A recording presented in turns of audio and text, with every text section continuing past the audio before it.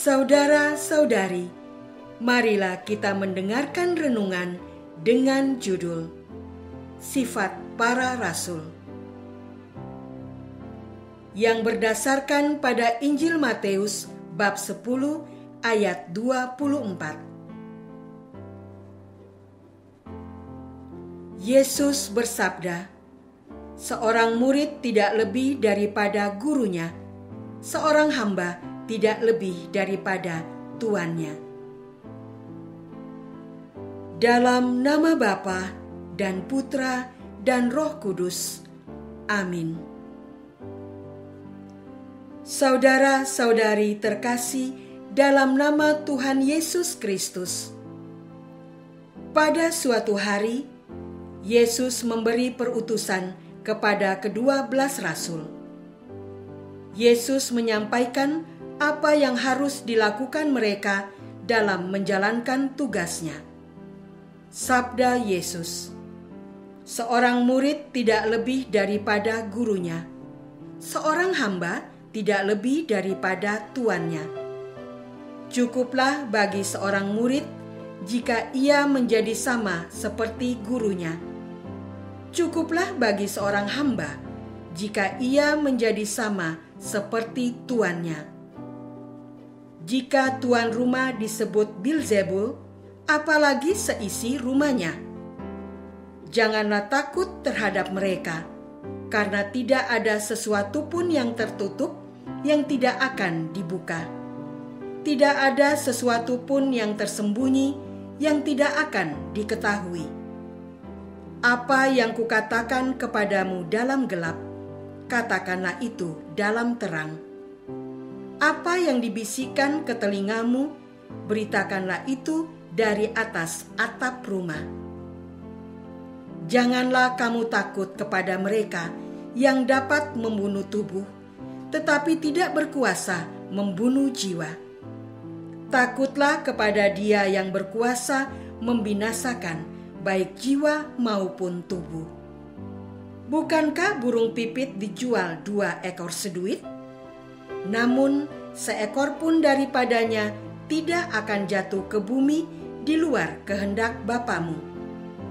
Rambut kepalamu pun terhitung semuanya. Janganlah kamu takut, karena kamu lebih berharga daripada banyak burung pipit." Saudara-saudara terkasih, gereja merayakan orang kudusnya hari ini, yaitu Santo Bonaventura, seorang imam Ordo Fransiskan yang terkenal dari banyaknya tulisannya. Orang kudus ini sangat menghormati Yesus dalam penderitaannya di kayu salib. Setelah ditahbiskan sebagai imam, Bonaventura senantiasa mengucurkan air mata setiap kali naik ke altar. Kalau orang bertanya, dari mana ia mendapatkan kepandaiannya, Bonaventura menunjuk kepada salib Yesus. Katanya, "Dari Dia, saya mempelajari Yesus yang disalibkan." Bonaventura terus memelihara kesegaran otaknya dan kesehatannya agar dapat dimanfaatkan dengan sungguh-sungguh demi mengabdi pengetahuan yang suci. Ia diangkat sebagai pimpinan ordo dan sangat dihormati karena nasihat-nasihatnya yang bijaksana.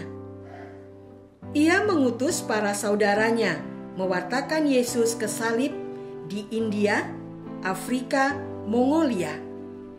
Bonaventura sangat berjasa dalam mempersatukan gereja Ortodoks Yunani dan gereja Latin Roma. Saudara-saudara terkasih, Yesus bersabda, "Seorang murid tidak lebih daripada gurunya." Sabda tersebut hendak menyatakan bahwa segala sesuatu yang sudah dialami Yesus akan dialami juga oleh para muridnya. Di samping karya kasih kepada banyak orang, Yesus mengingatkan bahwa para murid pun akan mengalami kesengsaraan seperti yang dialaminya. Dalam perjalanan sejarah gereja, tercatat penderitaan terus-menerus yang dialami umat dalam berbagai masa dan berbagai tempat. Pada zaman Romawi, umat Kristiani dikejar-kejar para kaisar Romawi. Mereka dijadikan korban dalam tontonan melawan binatang buas. Bahkan pemakaman umat Kristiani pun harus dilakukan di gua-gua bawah tanah. Pada masa Hitler berkuasa di Eropa, banyak umat Kristiani menjadi korban pembantaian massal di kamp konsentrasi. Pada masa sekarang pun di negara kita, pembangunan tempat ibadah sering menghadapi kesulitan. Banyak umat Kristiani rela meninggalkan nama baptisnya agar mendapatkan jabatan di tempat kerjanya. Tantangan kepada murid Yesus yang tidak akan berkurang, apalagi berhenti. Penderitaan itu menjadi penanda bahwa kita memang murid Yesus. Saudara-saudara terkasih, Yesus bersabda, "Janganlah kamu takut kepada mereka yang dapat membunuh tubuh, tetapi tidak berkuasa membunuh jiwa."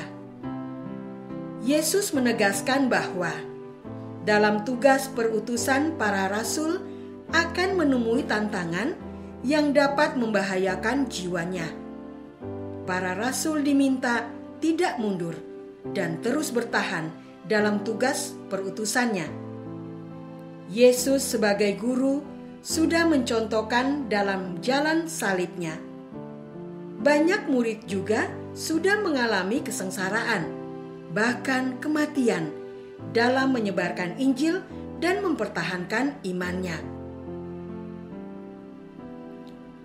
Tidak terhitung orang kudus yang dihormati sebagai martir.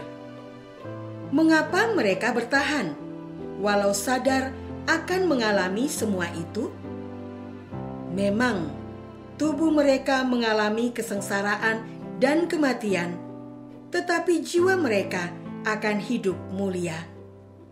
Betapa dahsyat daya yang diberikan Yesus melalui sabdanya tersebut. Apakah kita mau menerima dan bertekun dalam penugasan dari Yesus yang penuh tantangan hingga kematian? Apakah kita percaya akan kehidupan jiwa setelah kematian badan? Marilah kita berdoa.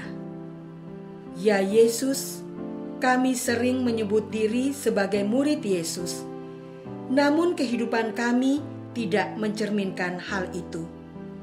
Berilah kami kekuatan agar dapat menyelesaikan tugas dari Yesus. Engkaulah Tuhan kami, kini dan sepanjang masa. Amin. Semoga kita semua selalu dinaungi dan dibimbing oleh berkat Allah yang Maha Kuasa, Bapa dan Putra dan Roh Kudus. Amin.